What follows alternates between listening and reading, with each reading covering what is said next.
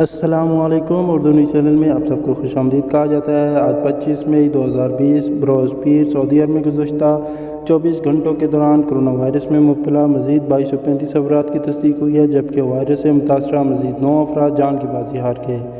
وزارت صحت کے مرکزی ترجمان ڈاکٹر محمد العبدالعالی نے پیر کو یومیہ پریس کانفرنس کے دوران بتایا کہ مملکت میں مجموعی مریضوں کی تعداد 74,765 ہو گئی، جبکہ اب تک کووڈ-19 سے 399 افراد ہلاک ہو چکے ہیں۔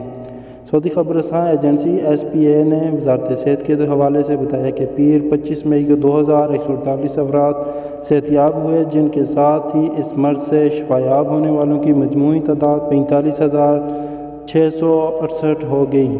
مجموعی مریضوں میں سے 384 افراد کی حالت نازک ہے، جنہیں انتہائی نگہداشت کے یونٹ میں رکھا گیا ہے، جبکہ 28,728 مریضوں میں وائرس ایکٹیو ہے، جن کا علاج جاری ہے۔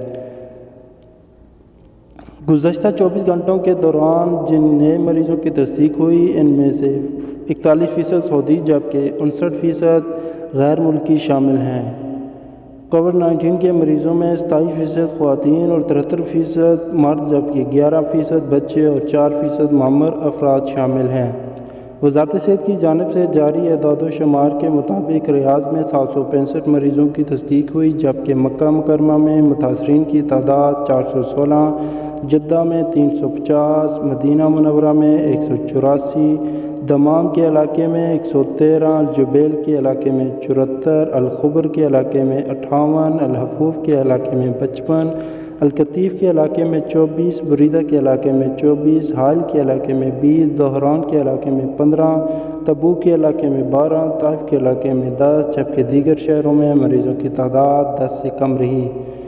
گزشتہ 24 گھنٹوں کے دوران کووڈ-19 سے ہلاک ہونے والوں کی عمریں 31 سے 63 برس کے درمیان بتائی جاتی ہیں۔ ہلاکتیں دمام، مکہ مکرمہ اور بیش میں ہوئی۔ ہلاک ہونے والوں کا تعلق مختلف ممالک سے ہے۔